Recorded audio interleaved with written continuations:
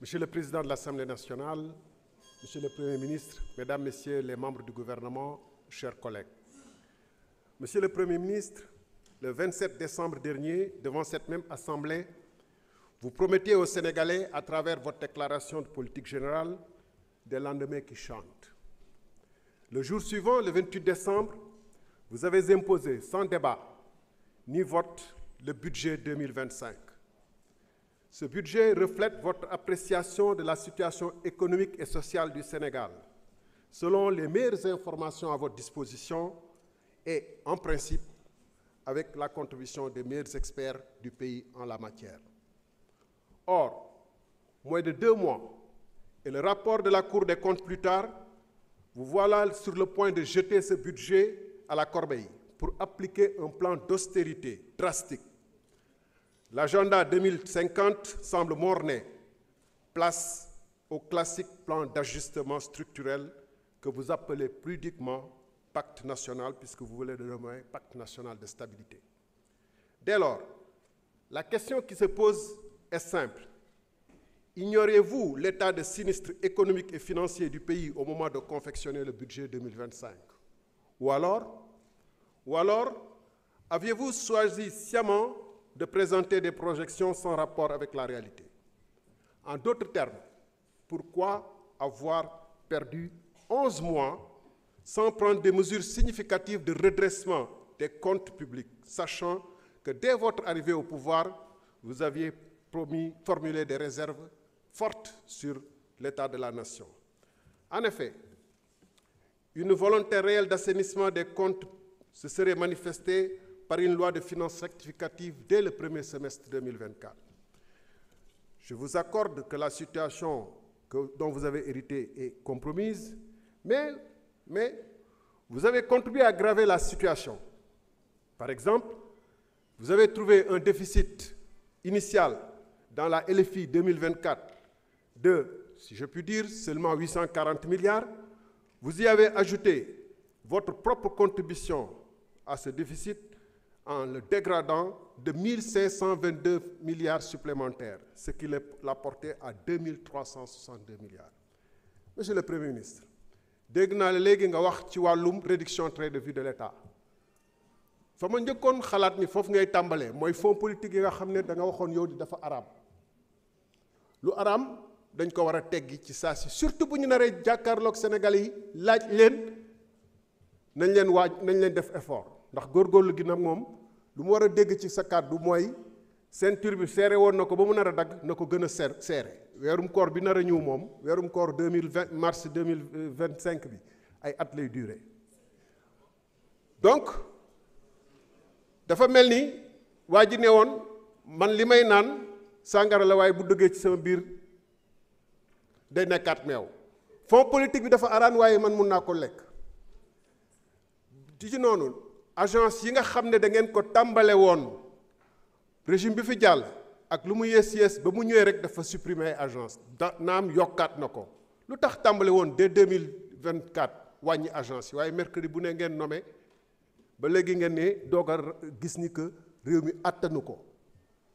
Booba nag université yi am na ñu bëri ñoo xam ne ay vacataires ñoo fay jàngale université yu bëri.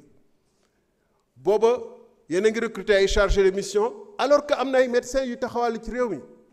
Fa ma doon xaare Premier ministre boo waxee réduction train de vie de l'État nga wax ni avion bi ñu xam ne dañ ko jëngoon ci jamono Covid. Avion présidentiel. Jërëjëf. Monsieur le Premier ministre, mën nga jël kàddu indi say tontu.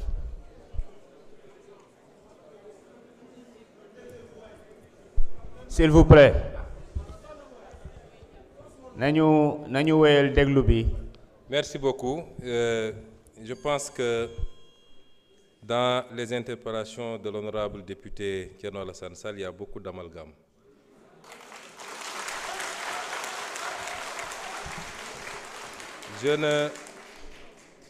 Je n'ose pas mettre ça dans la mauvaise foi, mais je pense qu'à un certain niveau, il faut prendre le temps d'aller écouter ce que les gens ont dit et non pas de se laisser emballer par les commentaires et les commérages.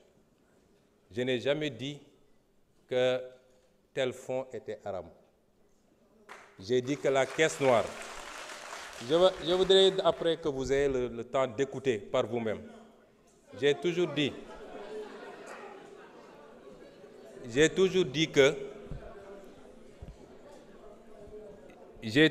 que dans un pays, il faut qu'on soit très clair, dans un pays, avoir des fonds qui sont laissés exclusivement à la discrétion d'un homme, fût-il président de la République, qu'il peut utiliser à sa guise, qu'il peut donner à qui il veut, qu'il peut même mettre dans une pièce, mettre de l'essence et allumer, c'est inadmissible parce que c'est l'impôt des Sénégalais.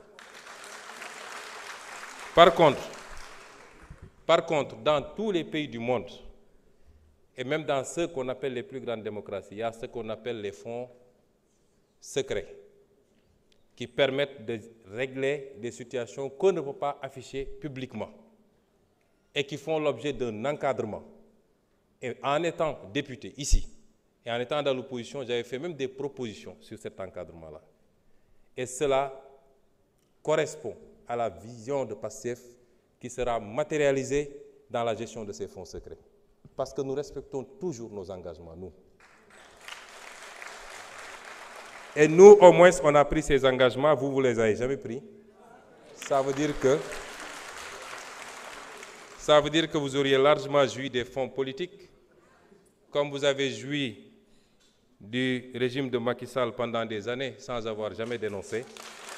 Et vous ne pouvez pas aujourd'hui donner des leçons. Le budget 2024, le budget 2025 est un budget qui a été pris dans les conditions que tout le monde connaît.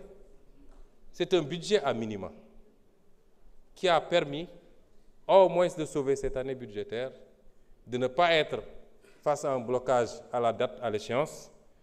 Mais il était évident qu'entre l'installation de l'Assemblée nationale et le moment du vote du budget, il était impossible de procéder à l'élaboration d'un budget dans des standards que tout le monde accepte.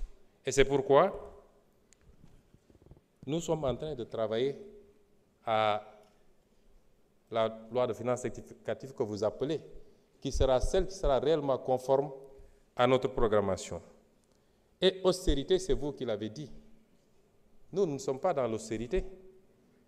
J'ai l'impression que vous ne comprenez pas ce que c'est que l'austérité.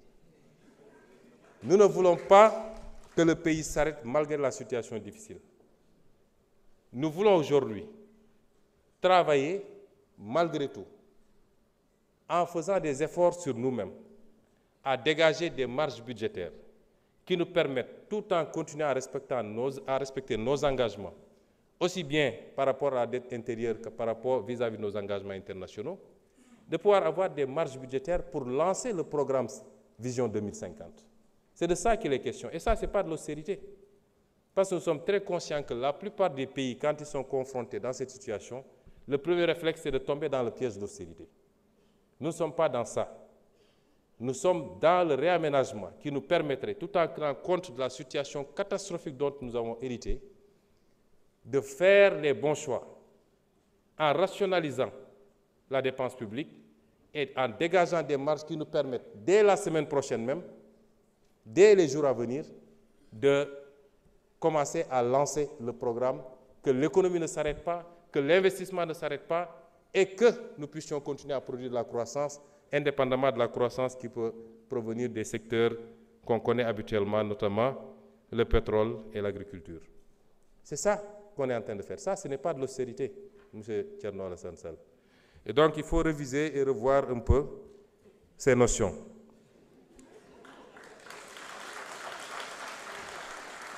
Et vous dites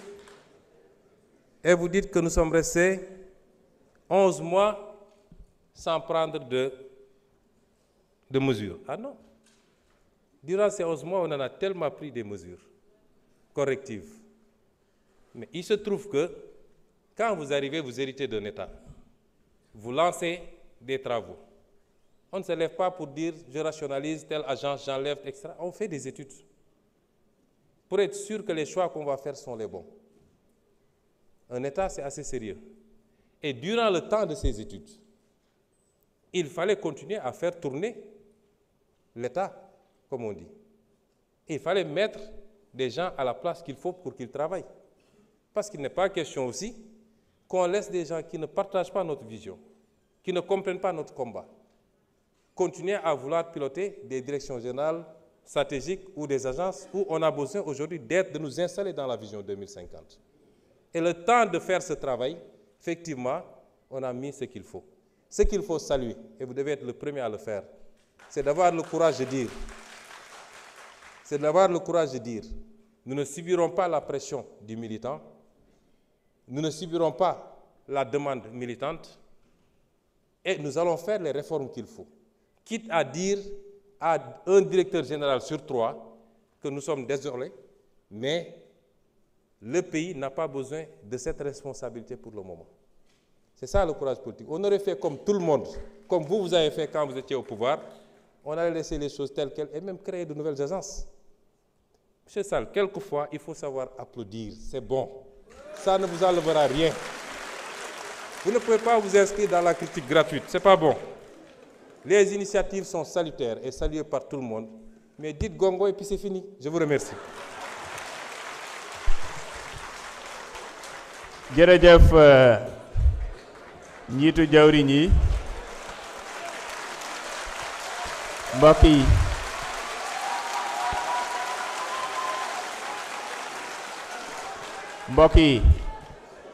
mbokk yi